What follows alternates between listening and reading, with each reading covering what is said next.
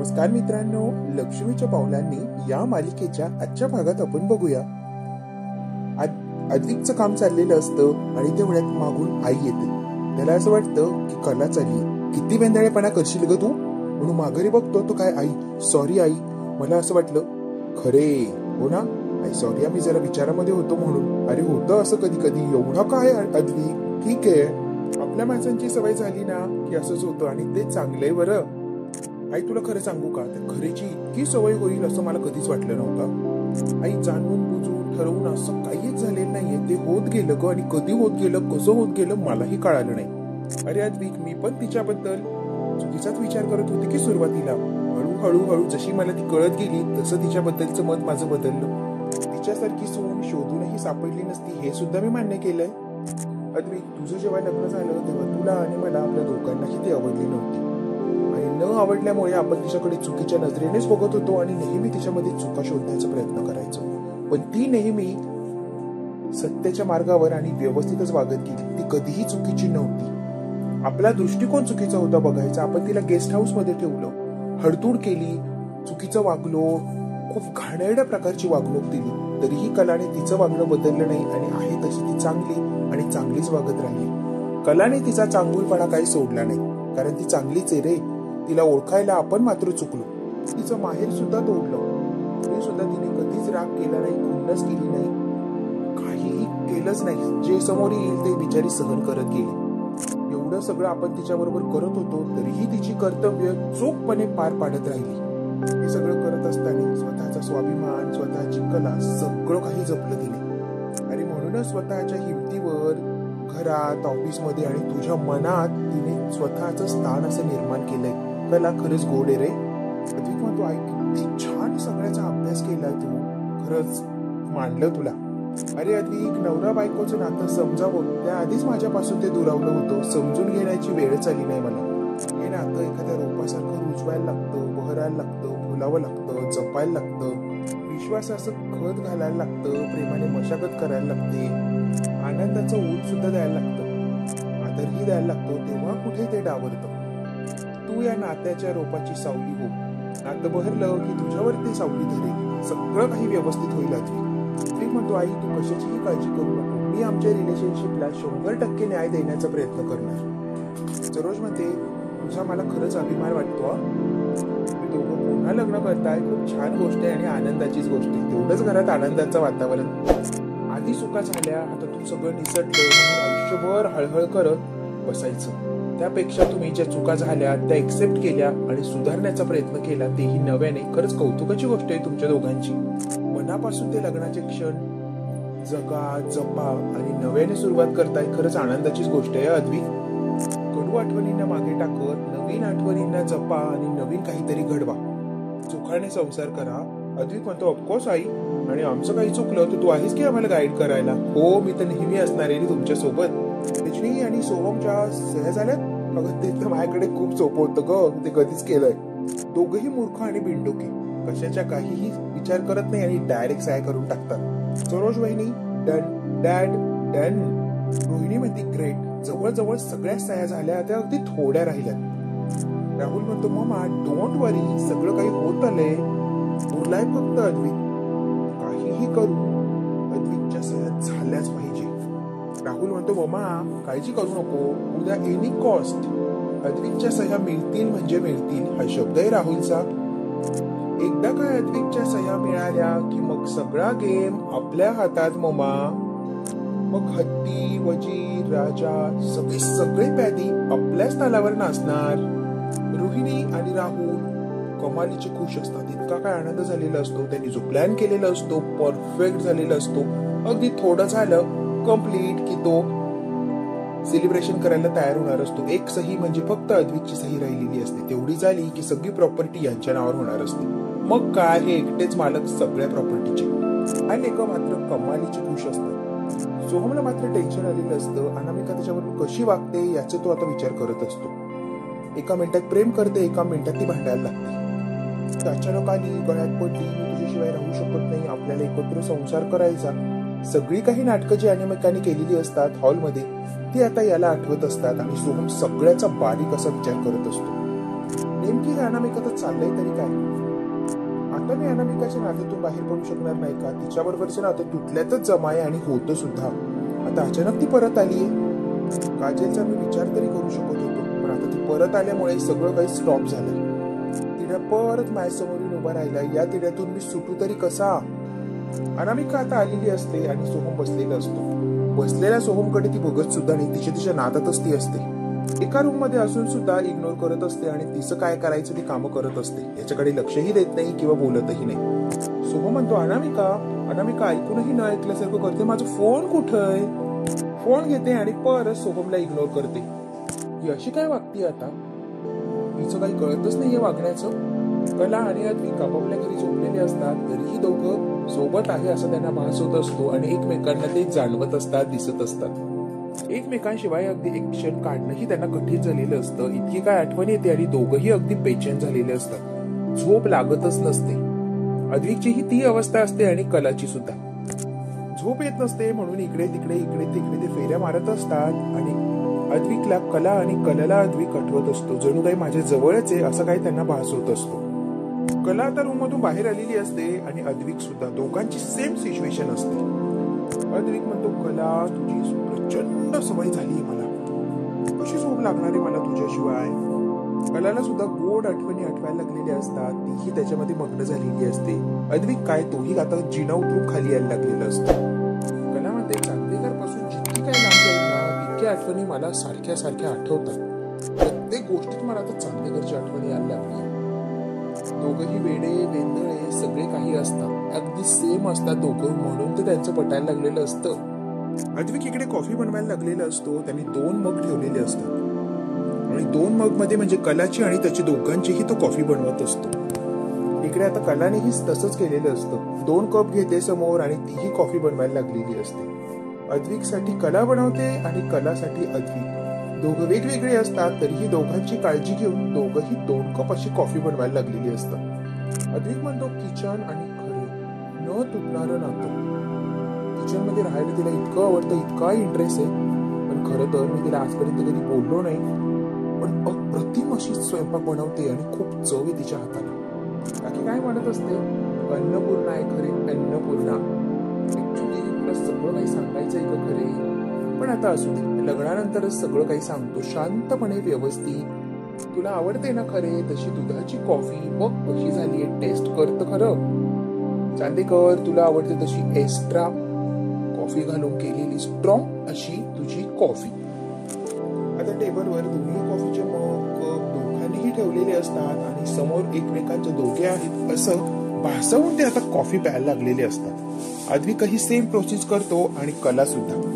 समोर कॉफीचा मग ठेवलेला असतो. समोर आता कला बसणार आणि इकडे अद्विक बसणार आणि मग ते इमॅजिन करून कॉफी पिणार असतात. मस्त एन्जॉय. तीही दमलेला असलो ना की मला समोर तू आणि कॉफी दिसली की रिफ्रेश होऊन जातो बघ मी खरे. कला म्हणजे आधी कॉफी मला अजिबात आवडायची नाही, पण आता मला तूही आवडतो आणि कॉफीही आवडायला लागलीये. दोघंही त्या कॉफीच्या कपाला चेअर्स करतात आणि कॉफी प्यायला सुरुवात करतात. छान झालीये कॉफी. स्वतःचं कौतुक ते स्वतःच करत असतात. दोघंही एकमेकांशी बोलण्याचा प्रयत्न करत असतात, मनातल्या भावना व्यक्त करत असतात. मला तुझी खूप सवय झालीये. इकडे हा म्हणतो, मलाही तुझी सवय झालीये. तुझ्याशिवाय ना मी राहू शकत नाही. इतकी काय सवय झालीये ना, तुझ्याशिवाय न राहण्याचा मी विचारच करू शकत नाही. आत्ताच आपल्याला 1-2 दिवस ऍडजस्ट होत नाहीये. अगदी बेचैन व्हायला झालंय. खरंच खरे काय सवय झालीये रे आपल्याला एकमेकांची. नवीन लग्न झालं तेव्हा आयुष्य इम्पॉसिबल वाटायचं आणि आता तू नाहीयेस तर अगदी वेडा झालोय मी. काय कला आहे खरंच कला तुझ्याकडे. पण ते अशक्य आयुष्य होतं. सुरुवातीला अशक्य काय काय सहन केलंय आणि काय काय झालंय आपल्यासोबत. एक म्हणतो, आता तुझ्याशिवाय आयुष्य माझं इम्पॉसिबल वाटतंय. कला म्हणते, मला आता तुझ्याशिवाय जगणं इम्पॉसिबल आहे. दोघांचंही एक मत, एकच विचार करत असतात आणि एकच वाक्य येत असतात, अरे माझं आयुष्य फक्त चांदेकर चांदेकर तूच आहे रे, बाकी काही नाही उरलंय माझ्या आयुष्यात. इकडे आता आबा आणि सरोज पाहुण्यांची यादी काढलीये का? खूप तयारी करायची आहे. वेळ कमी आपल्याकडे. सगळं पटापट आणि व्यवस्थित तयारी झाली पाहिजे. एक म्हणतो, हो हो लवकरात लवकर सगळं करायला हवंय आबा. रजनी म्हणते, हो हो हो सगळं झालंय आबा. जेवण या दोघांच्या आवडीचं ठेवलंय बरं मुद्दामून. कलाच्या आवडीचे खव्याचे गुलाबजाम, याला आवडतात तशा पुरणाच्या पोळ्या. म्हणतात चांगलंय चांगलंय ना, सगळे काही मेनू तू छान ठरवले, फक्त 3 पदार्थ वाढव, बदामाचा शिरा, बासुंदी आणि जिलबी, बस, मग बाकी काय नको. माझ्या अद्विक आणि कलाचं लगीन आहे, एवढं तर झालंच पाहिजे ना. तुझ्या पक्वांना तर असायलाच हवं ना. अद्विक म्हणतो बेस्ट आयडिया. अद्विक मध्ये मध्ये बोलत असतो, याच्यावर सगळे हसत असतात. सरोज मध्ये हो का, बेस्ट आयडिया होय. सगळे त्याच्यावर आता हसायला लागलेले असतात. सगळे हसत असतात, आनंद व्यक्त करत असतात. फक्त रोहिणी आणि अनामिका दोघींच्या तोंडावर मात्र 12 वाजलेले असतात. रोहिणीच्या कुणी थोबाडीत देऊन बसवलं की काय, असं रोहिणीने थोबाड करून बसलेली असते या सगळ्यांच्या आनंदावर विरजण पाडायला. रोहिणीचा फोन वाजत असतो. अद्विक म्हणतो अगं आत्या लक्ष कुठे, फोन वाजतोय तुझा. पटकन ती फोन उचलते. महत्वाचा फोन असतो. तुमची तयारी चालू द्या, मी जरा आलेचा, म्हणून जरा बाजूला आलेली असते. तसंही तिथं बसल्यात काही इंटरेस्ट नसतोच तिला. आबा म्हणतात अद्विकराव खुश आहे ना रे तू. सोहम म्हणतो आबा असं काय विचारताय, खुश आहे का, झोपेत सुद्धा असतो तो. तू कधी बघितलं रे मला झोपेत. बापरे, मी स्वतः बघितलं या, म्हणूनच सांगतोय मी, झोपेत सुद्धा असतो हा वेळ लागल्यासारखं. सोहम म्हणतो आबा याचा उतावळा नवरा झालाय, गुडघे चेक करून बघा, बाशिंग बिशिंग बदून फिरतो की काय. रजनी आता सोहमला ओरडते, दादा आहे तो, असं बोलतात का त्याच्याशी. अजून एक काकी ठेवून दे त्याला माझ्यातर्फे. इकडे आता रोहिणी अगदी घाईघाईने आलेली असते. बेडरूमचा दरवाजा बंद करते आणि बेडरूम मध्ये येऊन आता फोन उचलते. वकील साहेबांचा फोन असतो. अहो मॅडम काय झालं, 2 दिवसात फोन करून कळवणार होता, काय झालं, फोन वगैरे काहीच नाही. फाईल्स वर सह्या झाल्या नाहीत का, तुमच्या कामासाठी किती दिवस माझी बाकीची कामं बाजूला ठेवायची, लवकर काम करता येत नाही का. एवढं सोपं काम नाहीये ते, पण तुम्हाला तुमचा मोबदला दिला जातोय ना, मग तुम्हाला काय हरकत आहे, मोबदला देताय ते ठीक आहे, पण कोर्ट कचेरीची कामं एकदम आणि पटापट होत नसतात. कळतंय का मॅडम तुम्हाला. हो तुमचं म्हणणंही कळतंय मला, करते काहीतरी, लवकर करण्याचा प्रयत्न करते, तुम्ही टेन्शन घेऊ नका बरं. तेवढ्यात काय आता राहुलही आईच्या मागे मागे आलेला असतो. काय ग मम्मा, काही प्रॉब्लेम आहे का. अरे त्या वकिलाचा फोन होता, जाम वैतागलाय तो.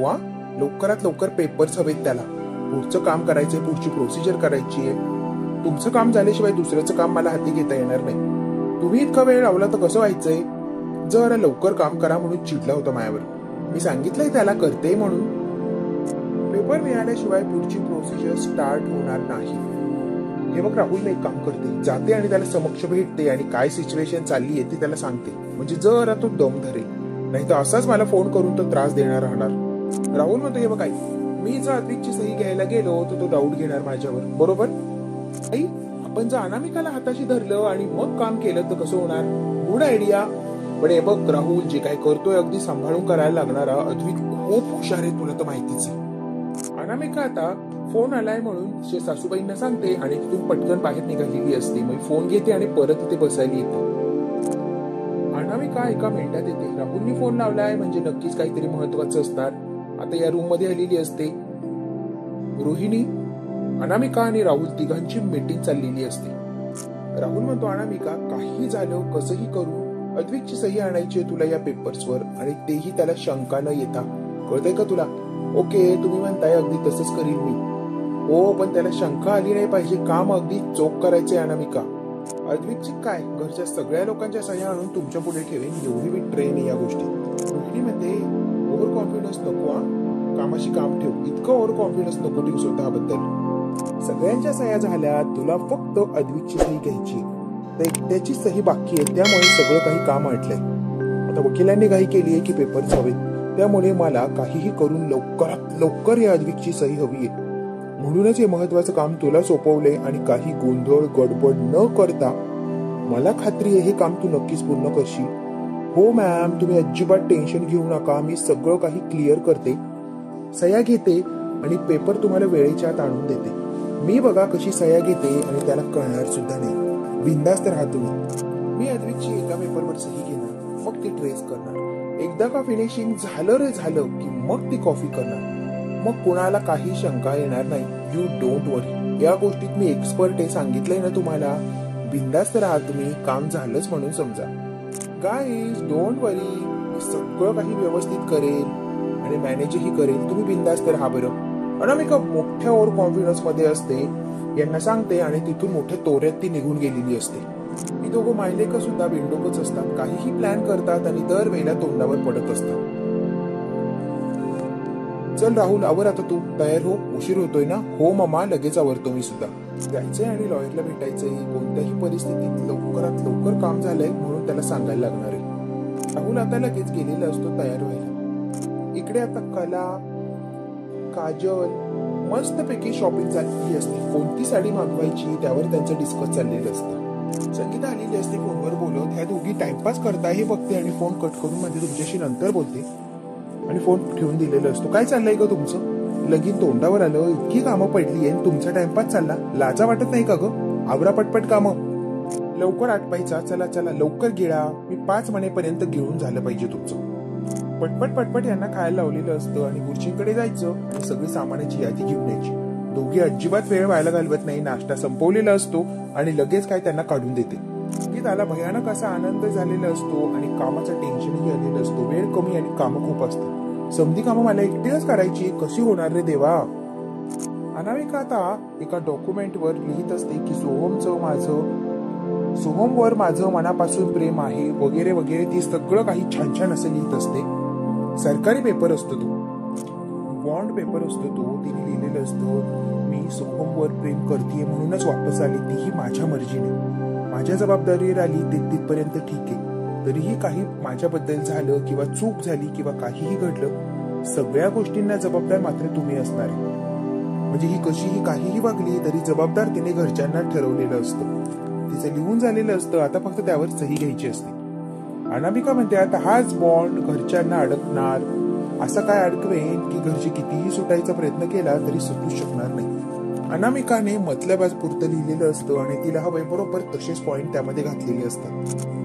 आबा आणि सरोज हॉलमध्ये बसलेले असतात आणि चर्चा चाललेली असते. बऱ्याच दिवसांनी घरात आनंदाचं वातावरण तयार झाले. खरंच भारी वाटतंय मला. तेवढ्यात काय अनामिका खाली उतरतच असते. अनामिका आता आबा, सरोज, काकी, आई सगळ्यांनी या की जरा, मला बोलायचंय तुमच्यासोबत. आता तिघांनाही तिने जवळ आणलेलं असतं आणि तिच्या हातात तो पेपर असतोच. आता घाईघाईने पटकन आई म्हणजे तिची सासूबाई सुद्धा येऊन उभी राहते की हिला काय सांगायचं एवढं महत्वाचं. आबा म्हणतात, बोल गो, काय झाले? मी माझ्या मानसिक समाधानासाठी एक बॉन्ड तयार केलाय आणि त्या बॉन्डवर मला तुमच्या सह्या हव्यात, म्हणजे मी रिलॅक्स फील करेल स्वतःला. म्हणजे काय आबा, परत काहीही झालं तरी या घरात मी एकटी पडू नये यासाठी हा बॉन्ड माझं समाधान म्हणून. हो, परत काही होणार नाही याची खात्री तर मला आहेच, पण एक मला समाधान राहील ना म्हणून. मी एकटी पडू नये ना म्हणून माझ्या सिक्युरिटीसाठी प्लीज तुम्ही या कागदावर सह्या कराल का? आबा म्हणतात, तू कशी एकटी पडशील ग? काहीही विचार करते, वेडीच का अनामिका? आबा म्हणतात, आम्ही आधीही तुझ्या बाजूनेच उभा होतो आणि आता सुद्धा तुझ्या बाजूनेच उभा राहणार आहे. मग एकटी कशी पडणार? काही बी विचार करतेस काय ग? हो आबा, तुम्ही पहिलेही मला साथ दिली आणि आताही देणार आहे, त्याबद्दल काही शंकाच नाहीये. पण एक मलाही समाधान, मलाही रिलॅक्स वाटलं पाहिजे ना, म्हणून प्लीज माझ्यासाठी एवढं करा आबा प्लीज.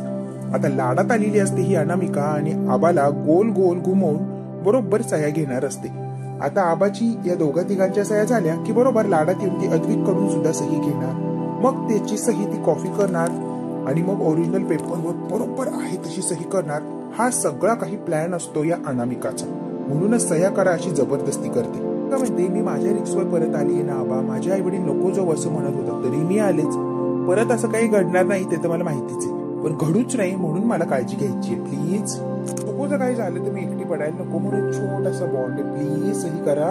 प्लीज आई, आबा, काकी, माझ्या समाधानासाठी तरी सही करा, मला बरं वाटावं म्हणून. काही होणार नाही मला माहितीच आहे. काही झालं तरी तुम्ही सगळे मला आधार द्यायला आणि समजून घ्यायला आहातच, बरोबर? माझ्या मनाचं समाधान प्लीज. जस्ट एक सिंपल फॉर्मॅलिटी, प्लीज तेवढी आपण करूया ना प्लीज. इतकं काही त्रास दिलेला असतो की सही करा सही करा. आबा सुद्धा वैतागतात. बरं बाई, आणि इकडे कुठे तो कागद, मी करतो सही. आता बिचाऱ्या आबांनी लगेच सही करून टाकलेली असते. इतकं काही घोळ्यात घेतलेलं असतं आबाला. आता सरोज काकीला सुद्धा ती तसंच करते. इतकी काय बोलून कन्व्हिन्स करते की सही करा आणि त्या बिचारीला सही आता करायलाच लागते, कारण ही अनामिका आबाच्या आणि सरोजच्या डोक्यावरच उभी राहिलेली असते. दोघांकडून ही सह्या घेते म्हणजे घेते. आता राहिलंय कोण? आई म्हणजे तिची सासू. त्यांचं काही टेन्शनच नाही, ते एका मिनिटात सही करणार, यात काही वादच नसतो. आता मात्र रजनीने सुद्धा सही केलेली असते. अनामिकाने असं काय घोळ घातलेला असतो की यांना बरोबर त्यामध्ये अडकवलेलं असतं आणि ती सुद्धा सही करते. आता रजनीने एकदा सही केली रे केली, मग काय फक्त अद्विकची सही. आणि एवढ्या लोकांनी सह्या केल्या म्हणल्यावर अद्विक कशाला विचार करतोय? यांचं काहीतरी समाधान म्हणून तोही सही करून टाकणार यात काही शंकाच नाही. राहुलने आणि रोहिणीने जे काम हिला सोपवलं अगदी सहजपणे ही करणार असते. उगाच ही बोलली नव्हते. हिला कॉन्फिडन्स असतो स्वतःवर तेवढा. आणि अनामिका खरंच खूप पोहोचलेली असते. त्यामुळेच ती सगळं काही व्यवस्थित असं हँडल आणि मॅनेज करत असते. रजनी म्हणते, काय का अनामिका, आम्ही आहोतच तुझ्यासोबत. तुला कधी एकटी पडू दिले का आणि आता एकटं पाडणार आहे का तुला? काय एवढी घाबरतीयस तू? आणि नको एवढा जास्त विचार करू. थँक्यू आई, मला माहितीये तुम्ही आहात माझ्याबरोबर. चला, एवढ्यांना आता उतरवलंय बाटलीत. आता माझं काम महत्वाचं म्हणजे मिशन अद्विक चांदेकर यांच्याकडून सह्या घ्यायच्या. मग काय माझं कामाला सुरुवात होणार. त्याची सही एकदा कॉफी करत राहिले आणि परफेक्ट अशी सही आली की त्याची सही मी कागदावर उतरवणार. मग काय, मी जे काम सरांना सांगितलंय ते कम्प्लीट झालं म्हणून समजाच. मनातल्या मनात आता ही विचार करत असते. आता तिचा मोर्चा वळवणार असते अद्विकच्या रूमकडे. हा भाग इथेच संपतो. पुढच्या भागात काय होणार अगदी थोडक्यात बघूया. राहुल आणि रोहिणी रोडच्या कडेला उभे असतात आणि एकमेकांना घट्ट अशी मिठी मारलेली असते. या प्रॉपर्टी पेपरवर एकदा अद्विकच्या सह्या झाल्या की कामच झालं म्हणून समज. आता कलाने बरोबर समोरासमोर यांना बघितलेलं असतं. ते पळत त्यांच्याकडे चाललेलीच असते. अगदी जाऊन त्यांना रेड हँड पकडणार. तेवढ्यात काही गाडी येते आणि ती गाडी चाललेली असते. हॉर्न वाजल्यामुळे ते समोर बघतात. त्यांना कला लगेच दिसते. दोघंही तिथून गायब झालेली असतात. आता कला किती हुशार आहे आपल्याला माहितीच आहे. तिने पक्क बघितलेलं असतं की राहुल आणि मॅडमच होत्या. आता मात्र कुठे गायब झाल्या. आत्या आणि राहुल एकत्र आणि चांदेकरच्या कुठल्या सही बद्दल ते बोलत होते. आता हिने स्पष्ट आणि सगळं काही ऐकलेलं असतं. आता कला सही करू देईल का अद्विकला? आणि अद्विकने जर सही केली असेल तर किती मोठं भयंकर असं वादळ येणार. सगळा प्रश्न आता ह्या कलाला पडलेला असतो. कोणत्या सही बद्दल हे बोलत होते हे खूप गंभीर आहे आणि ते मला शोधून काढायलाच हवं कोणत्याही परिस्थितीत. कलाने आता अद्विकला फोन लावलेला असतो. हॅलो चांदेकर, मला खूप महत्वाचं तुझ्याशी बोलायचंय. तोपर्यंत राहुल आणि रोहिणी घरी आलेले असतात आणि अद्विक कलाशी बोलतोय हे त्यांना कळालेलं असतं. ती खूप घाईघाईने प्रयत्न करते. मला तुझ्याशी खूप महत्वाचं काहीतरी बोलायचंय. आता बघूया कला काही महत्वाचं सांगणार आहे ते अद्विकला कळणार का त्याच्या हातात तो सही करून मोकळं होणार. अद्विकने तर सही केली तर परत घरात वादळ येणार का? ज्या संकटाला सामोरे आतापर्यंत जात होते परत त्या संकटाला सामोरे जायला लागणार का? खूप आणि खूप सारी प्रश्न आहेत आपल्याला. सगळ्या प्रश्नांची उत्तरं जर आपल्याला हवी असेल तर बघायला लागणार उद्याचा भाग. हा भाग इथेच संपला. व्हिडिओ आवडल्यास लाईक, शेअर, सबस्क्राईब नक्की करा. धन्यवाद.